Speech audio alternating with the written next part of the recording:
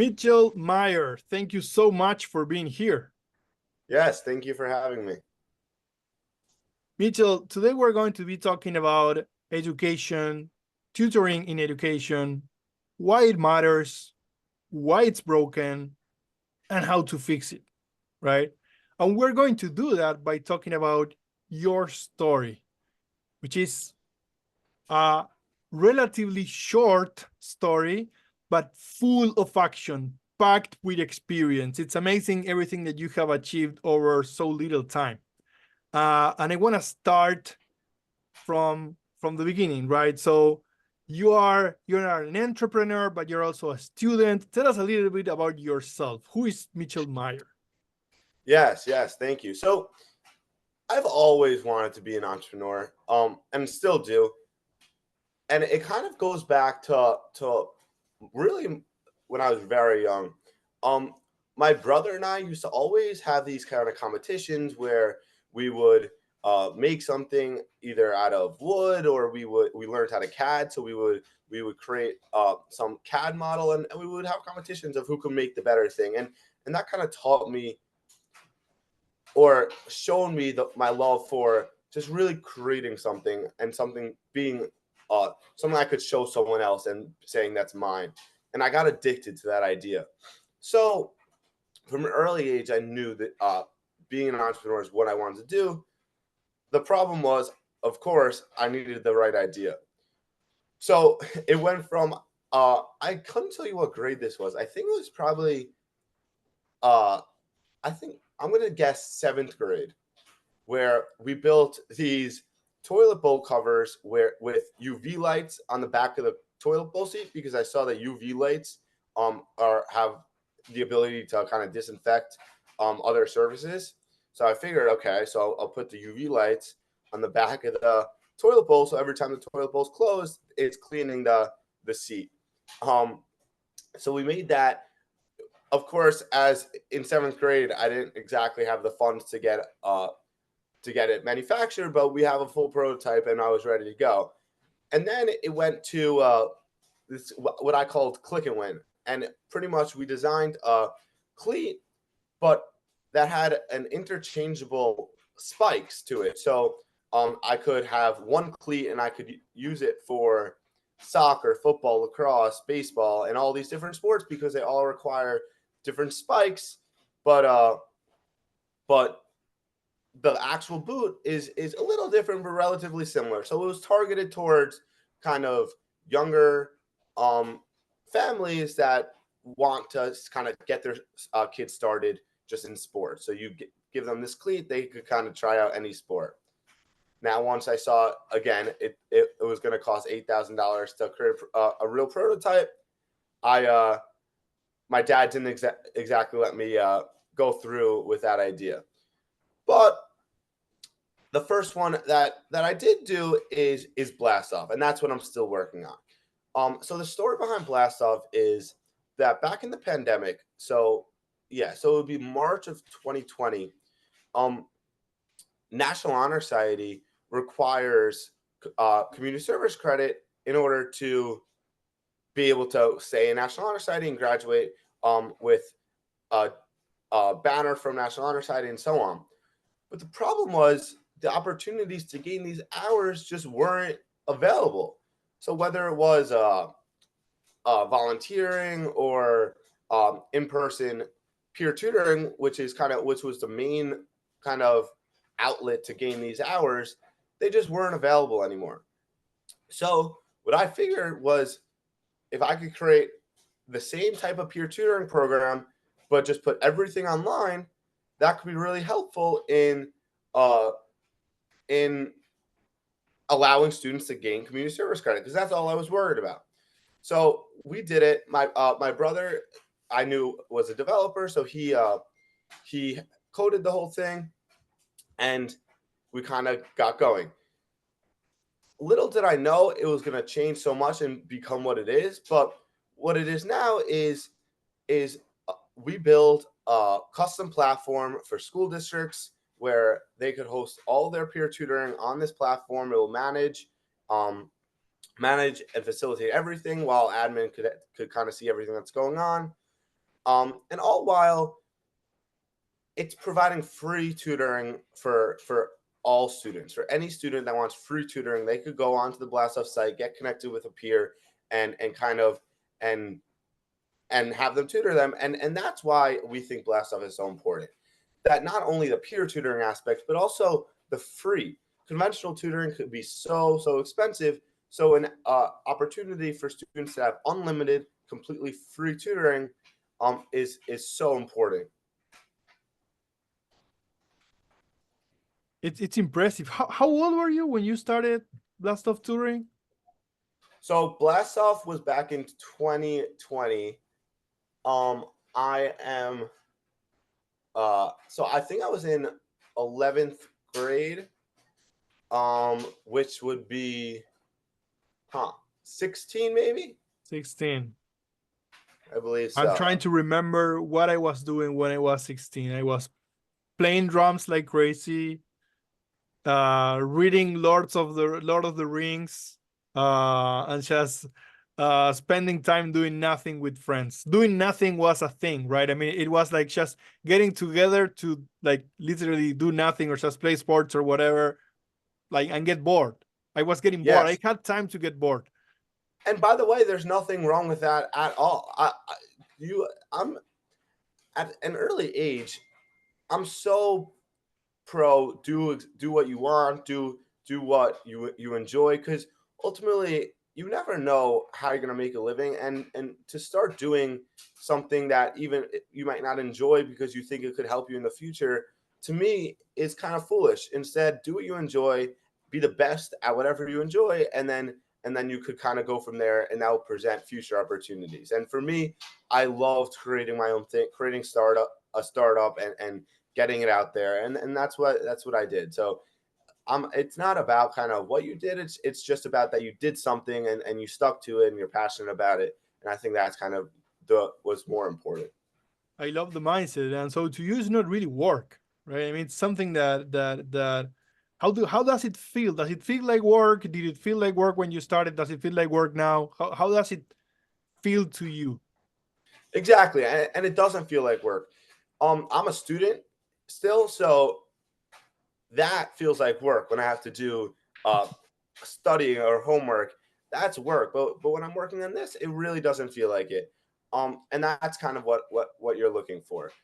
So, and I have to admit, it's very nice that it doesn't feel like work, but at the same time, it's very stressful because there's no kind of one above me. So I'm just exposed to everything. So I'm kind of reacting without the ability to I guess, yeah. So I'm kind of just constantly reacting, and that could be stressful because you just don't know what's coming, and sometimes it kind of feels like no one is there to help, even though that's not true, because my brother and my family are awesome. So Being an entrepreneur, so I started being an entrepreneur close to my 40s, right? And you're your own boss. What you're saying is very important. You are your own boss, and you create your own rhythm and cadence, and nobody, your clients might be following up on you, right? But it's not the same like a boss. So you become your own boss, and I realize that I can be, and it probably happens to you, I realize that I can be a tough boss with myself.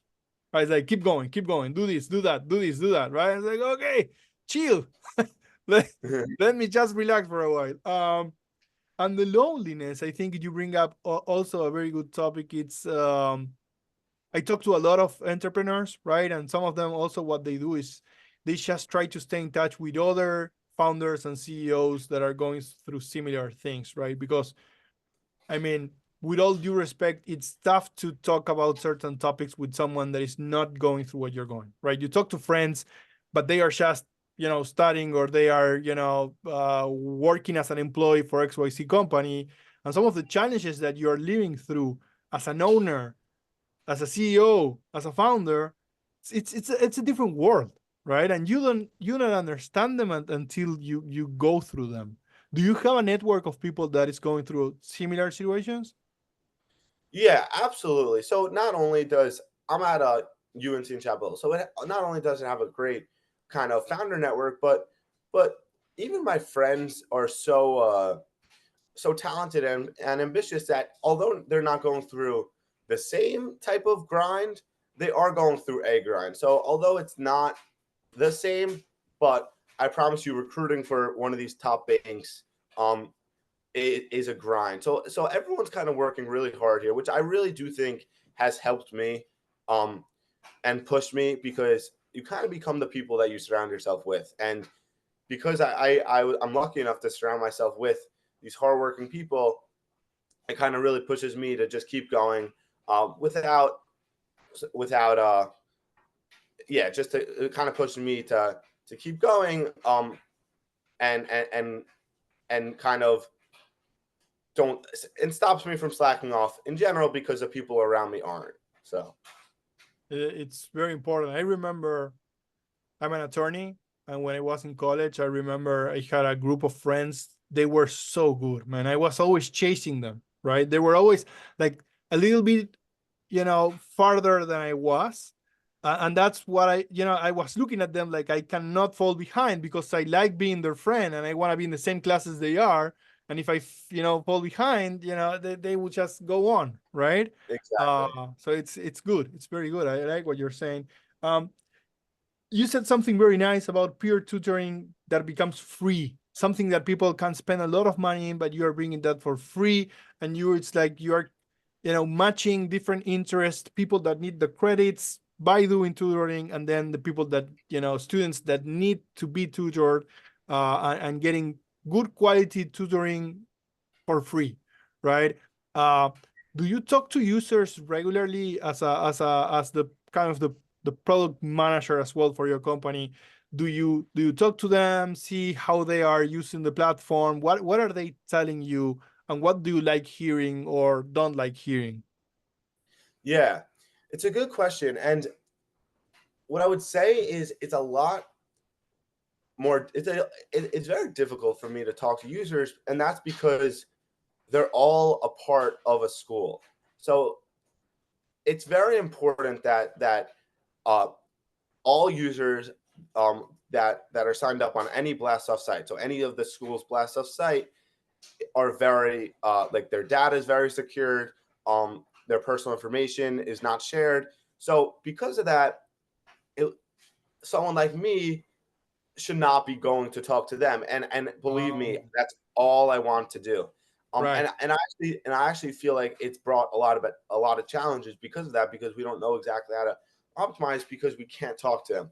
Now, what we do is we talk to the schools. So the schools are really our customer because they're the ones that are paying us.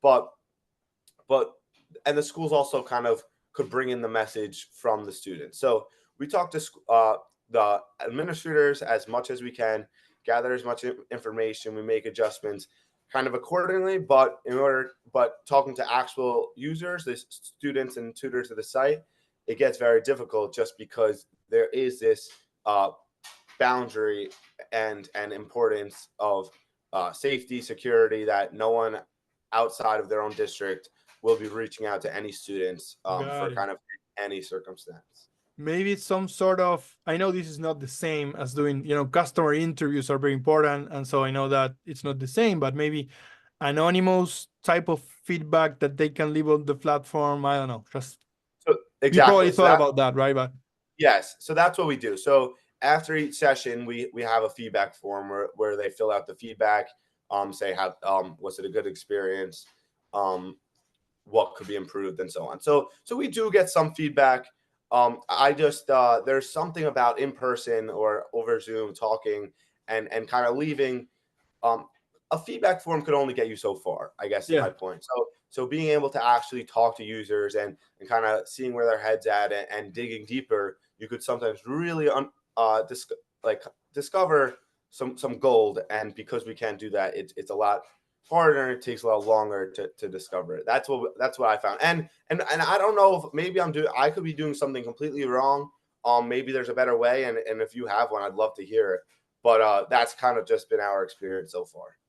it sounds perfect, and I will need to know way more to pretend that I can give you some advice. I admire what you're doing. How how many schools do you have today, and how many schools do you want to have by end of this year?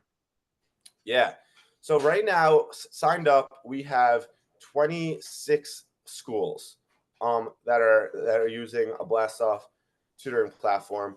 And by the end of the year, so now we're prepping for our business works a little different just because it goes on a school year, not Right, a right. calendar year. But we're hoping by the start of next school year, we'll be approaching almost 50 schools. Wow, Um, doubling that size. that's the goal, and the reason we're hoping for that is a couple really cool partnerships. So we're talking to NHS, National Honor Society, and we're hoping there could be a partnership there, which would spread it a ton. Um, we are attending multiple conferences that will have over 4,000 administrators. So there's a lot from now until uh, September of this year that we're hoping will get schools in bunches. So 50, don't get me wrong, very very optimistic, but kind of shoot for the stars and land in the moon type of idea. Um, but so yeah, so that's our goal. And we're working really hard to try to get there. But What's the hardest part about building this business? definitely working with schools, and not working with schools, but onboarding schools. Um, Especially being young, schools are the most risk averse organization on earth. It feels like, at least, when they have no incentives to innovate, really, just because there's no incentive for the person that facilitated the innovation within the school. So it makes it so difficult when explaining ideas that, if it's not kind of widely adopted already, uh, it's it's so hard to break through. And that's definitely been the most difficult part, especially being young. Where why would they trust me? I'm a now 20-year-old kid selling them this platform that it's I'm kind of climbing. It's an uphill battle to try to get them to trust me. But at the same time, once the school signed up, the churn is very low, and that's kind of the best part about working with schools, Right. where they're using it, they're happy, they'll continue the subscription for every year, and that's really nice. So what I've done is I've found that having other administrators from other schools that do use it as the best way to sell the platform, just because they'll trust other administrators and they won't trust me. So I found having kind of uh, faculty from different schools reach out to potential schools, or the potential schools reach out to the faculty, as kind of that's how I gained the legitimacy, and that's how they could kind of feel confident about proceeding with onboarding to Blast Off. It's a brilliant strategy, and I think the exploring channels and partners and the National Honor Society, and if you get that, it's a game changer. I mean, Yeah. it's brilliant. I think you're on the right track. Um, did you ever think about seeking funding from investors? Yeah. Uh, Absolutely, I did. The problem is, I'm a student, so I wouldn't feel comfortable taking anybody's money, because I'm gonna get my degree, and there's kind of no way around it. So I would not feel comfortable taking anybody's money whilst not working on it full time, and nobody should give me their money if I'm not working on it full time. So ultimately, raising it could definitely be in the future. It would probably start as just friends and family. Um, and well, we would have to analyze what we need and so on. But yeah, and the biggest reason I have it is just because, to me, it would be almost irresponsible to take anybody else's money while I'm not working on it full time and so on. And also, it's nice to one, keep full equity, and two, I started this and I wanted to be an entrepreneur because I wanted to be my own boss. And once investors come into play, I mean, you're kind of not.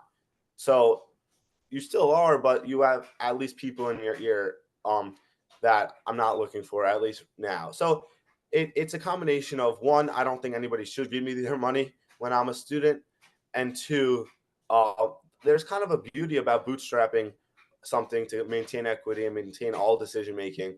Um, However, I do acknowledge that bootstrapping, while great, could kind of only take you so far a lot of the time, where to really pump up growth, to raise money is, I'm not the only way, but from whatever I've read and seen, it's kind of the best way.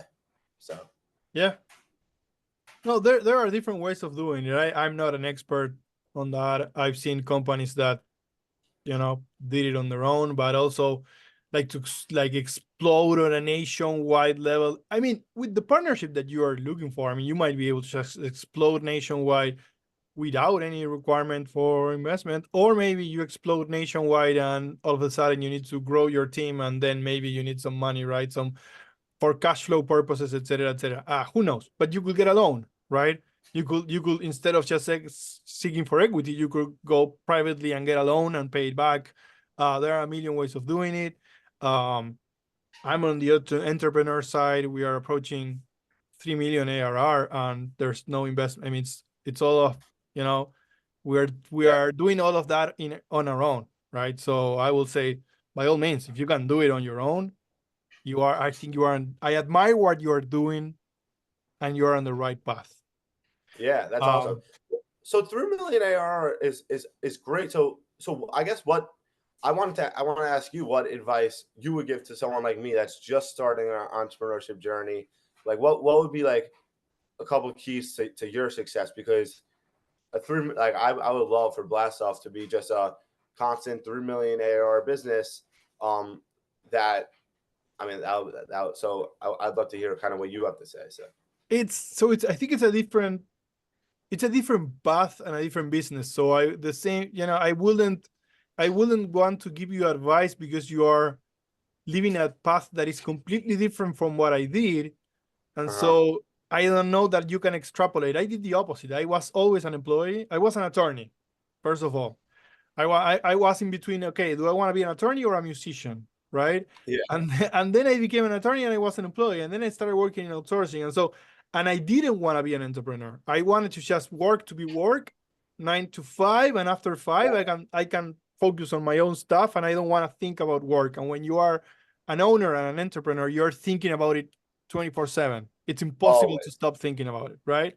Um, Yes. and so when I became an entrepreneur, I had a good 12 years of experience under my belt for big companies, right? Yes. It's a different thing. And I had all the relationships that I had created from those 12 years of experience. And so Absolutely. a lot of what I'm doing today is sitting on top of what I built being an employee. Yeah. Makes sense. Completely different path, right? What Yeah. advice can I give you? I think you are doing great at a very young age, and doing fun stuff, doing stuff that you love, and you think about work in a different way than I was thinking about work when I was your age, right? Work was something I was avoiding, and work to you is something that you do because you want to create something and put something out there. You have a different, I think you have a different breed than myself. Your DNA, I always admired entrepreneurs that had that. I think I have a little bit of that right now. I changed over the years, but I certainly didn't had it at that time.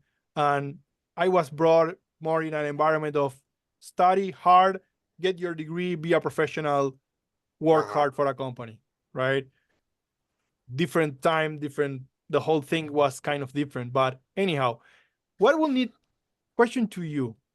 What will need to happen for you to accept a job at a company? If you're probably not thinking about that, but let's say somebody from the university has, hey Mitchell, I heard great things about you, and then you get a recruiter, a headhunter from Meta or whatever, X or Tesla or I don't, right? Will Yeah. any of that attract you? When? How? Yeah, I mean, it absolutely would. I would say, like, I don't know. It would so depend on the offer, and what's going to happen. To me, what would be important is, even within a big company, it's I don't want a straightforward path of this is how I do this. I have to get it done by this date. Like that, to have problems to actually figure out, um, or to deal with, or to innovate within a company, is what I would accept. I just don't see myself kind of, especially just because I'm, I guess, privileged enough that I don't believe I have to. Um, just kind of get the, like, just grind and work for some certain salary.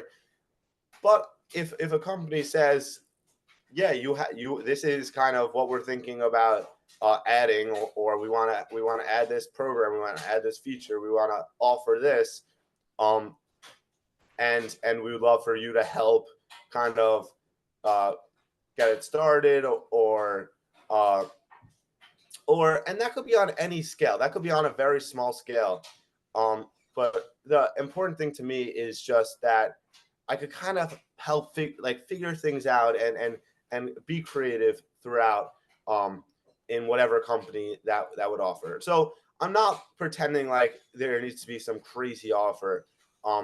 But I would say that it's what I'm doing for that company is important to me, because I really do enjoy creating something, and kind of not having a clear path, not having a written guide of how to do something, and then kind of figuring it out on my own, and with the help of a bunch of really great people. So I was talking to an entrepreneur the other day, and we came to the conclusion that building a business is a creative act. And yes, as a creative act, it's kind of an art at the same time, and there's a lot of innovation.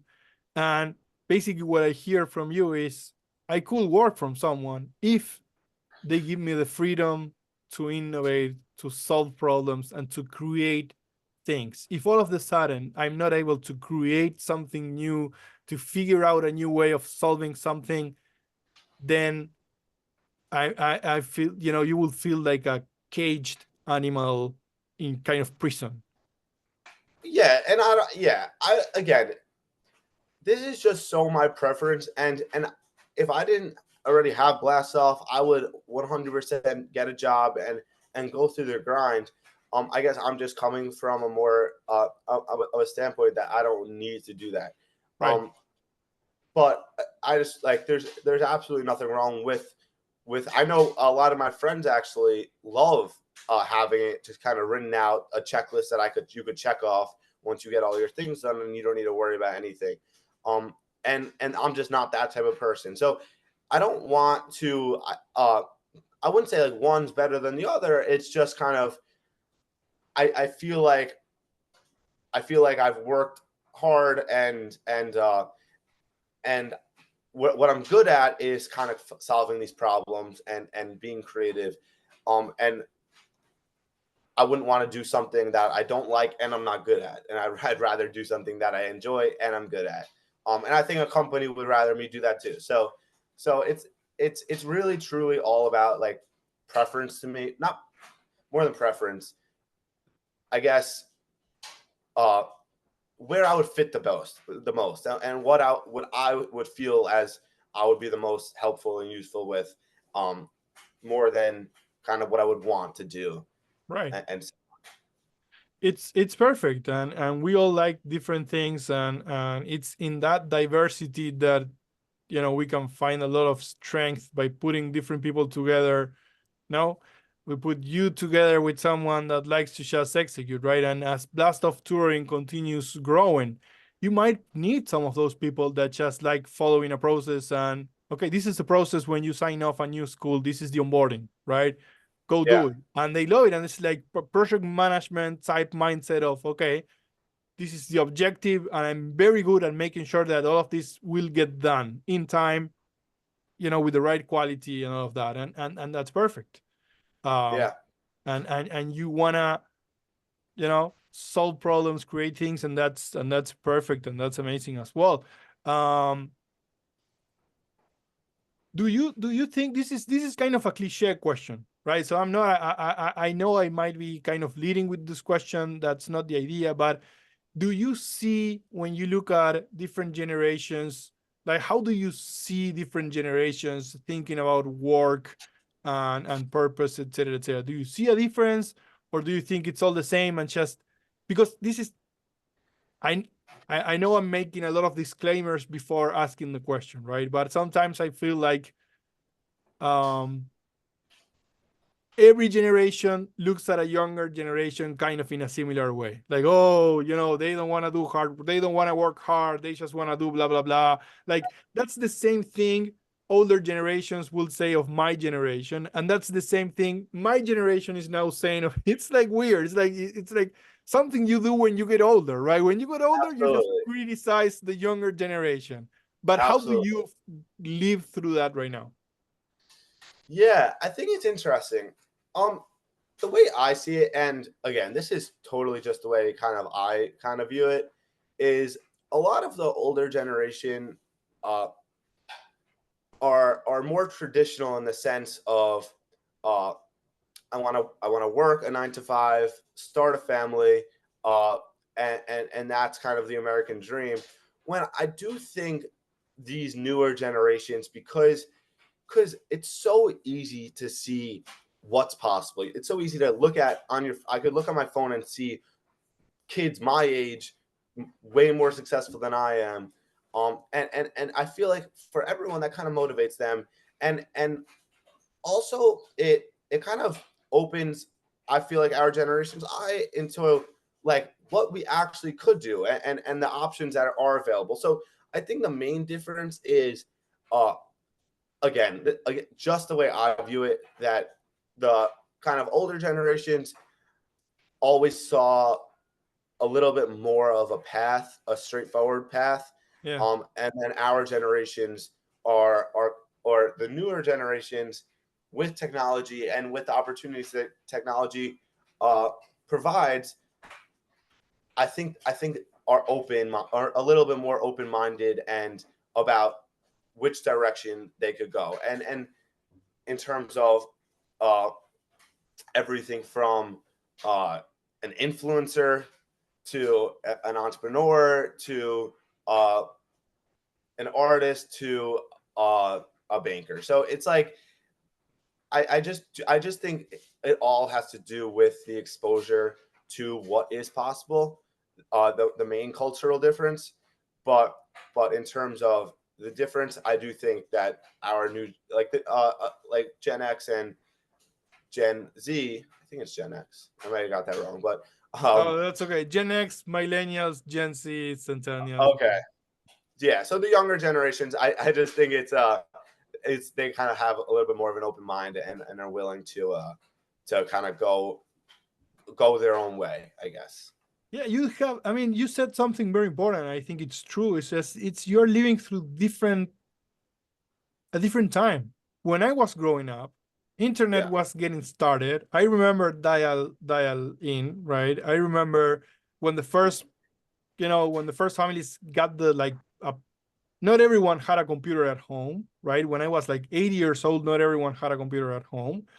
Mobile phones didn't exist, right? And today, it's just a mobile phone. You have way more power than we had at a personal computer back then at home, right? Way more power.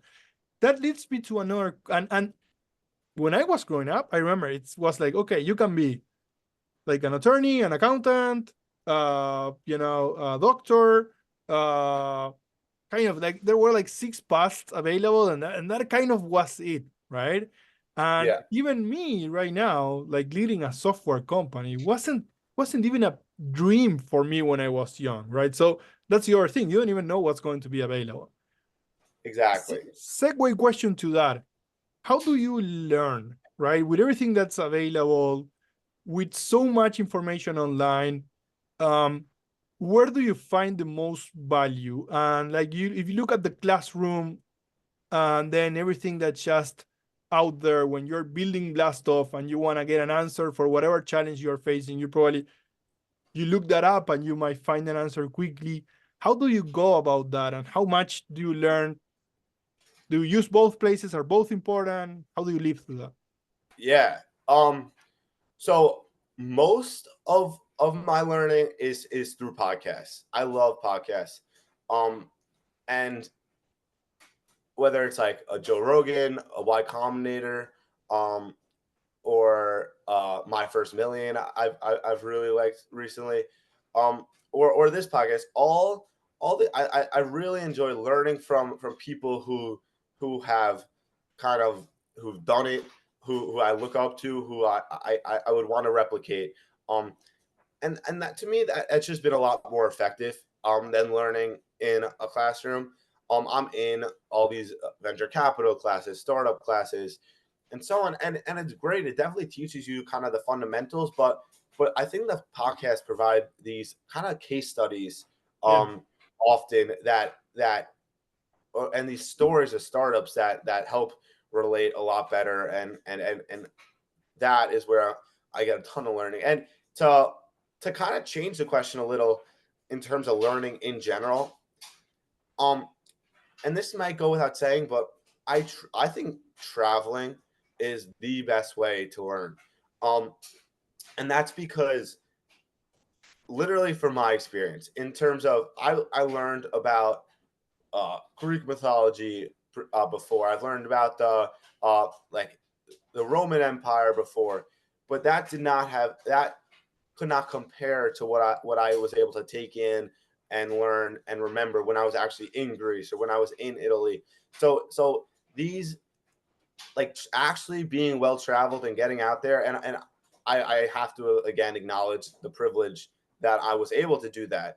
But I'm looking for I think whether it's actually traveling or replicating that experience is such a great way of learning. And we're actually looking into some stuff now where we'll host field trips and get students kind of out there and doing hands-on learning, because I really think learning in person, um, learning about uh, whatever it is and actually being there is so important. And I think virtual reality might come into play in a major way in this space, which is really exciting. Two questions on that. First one, where do you want to go next? If you could choose, where do you want to travel next? Yeah. Well, actually, right after this, I'm gonna be leaving for the airport. I'm going to Portugal, which I'm Nice. excited about. Um, but I've always wanted to go to one Eastern Asia. Okay. So I've always wanted to go there, and I also want to go to South Africa. I think like Cape Town, I think would be a really cool place. So those two are on my bucket list that hopefully I'll get to soon. But Beautiful. Next question is on technology. You mentioned VR. What technology excites you? What technology? Is it VR? Is it AI? What gets you like yeah, pumped? yeah. So my brother actually just bought the Vision Pros Yeah. that I'm very excited to use. I have the MetaQuest 3. Those are like shocked my mind when I was using them. I actually use them for work sometimes. And but in terms of overall technology, I guess there's a difference of what I'm excited for in that kind of education field and what I'm excited for in general. But in general, it would be Elon's Neuralink, the Yeah. uh, the what they're implementing now. And I get how it could be very scary, and it is very scary, the idea of implementing a chip into people's brain. But in terms of like innovation, I think I don't see how if this does work, how this isn't the most significant innovation of I think would be my life if we could talk to each other without actually talking, if we have infinite memory. So in terms of like, again, very scary, but what I'm kind of looking forward to and excited about, I mean, I can't, how could you ignore something that's going to change who we are? It's sci-fi. It's the Yeah. stuff that I read about when I was a child. It's all becoming reality. The movies, whatever, it's all becoming reality, and it's exciting. We're living exciting times. I think the whole interface with computers is changing drastically.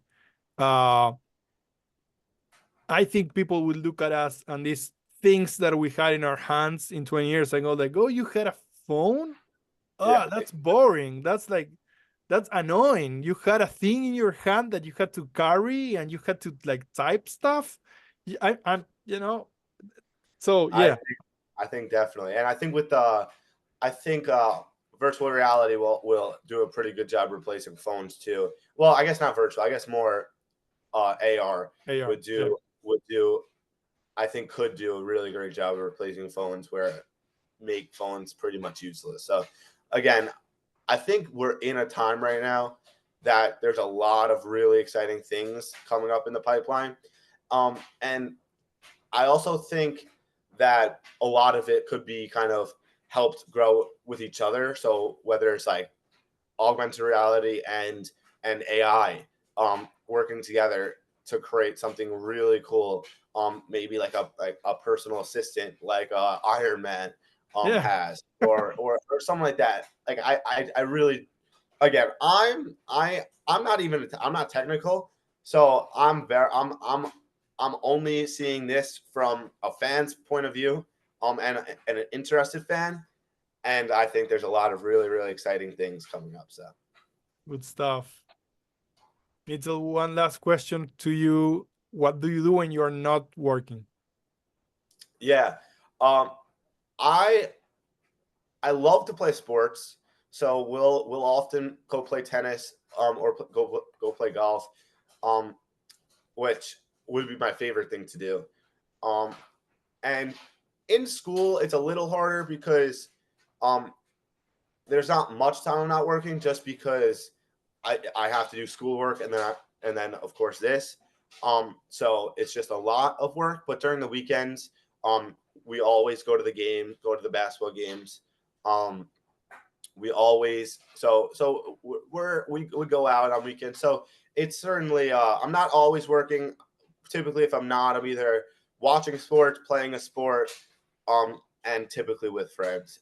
So, but it school is definitely a grind. But when I'm at home, there's a lot more relaxing. Um, Again, hanging out with friends, watching sports, and so on. Very good. Mitchell, thank you so much for spending this time with me. I enjoyed it a lot and I hope that we can do it again. And all the Yes, best in Portugal. Enjoy. If you go to Nazareth, send some pictures, man. It's I a will. dream. I will. And thank you for having me. This was great.